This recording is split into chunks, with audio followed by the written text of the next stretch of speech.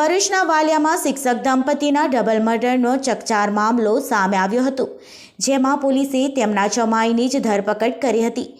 ત્યારે આજે પોલીસે આરોપીને સાથે રાખી સમગ્ર ઘટનાનું રિટ્રક્શન કર્યું હતું। ભરૂચના વાલિયામાં આવેલી ગણેશ ગાર્ડન સોસાયટીમાં રહેતા શિક્ષક દંપતી જીતેન્દ્રસિંહ બોડાદરા અને તેમના પત્ની લતાબેન બોડાદરાને તારીખ 5મી માર્ચના રોજ રાત્રિના સમયે લોહીથી લથપથ હાલતમાં મૃતદેહ મળી આવ્યો હતો। આ મામલામાં પોલીસે તેમના જમાઈ વિવેક દુબેની ધરપકડ કરી હતી। ત્યારે આજરોજ પોલીસે આરોપીને સાથે રાખી સમગ્ર ઘટનાનું રિટ્રક્શન કર્યું હતું। આરોપી કઈ રીતે ઘરમાં પ્રવેશ્યો હતો અને હત્યા તેમજ લૂંટના ગુના કેવી રીતે અંજામ આપ્યો હતો તે સહિતની પોલીસ દ્વારા વિગતો મેળવવામાં આવી હતી।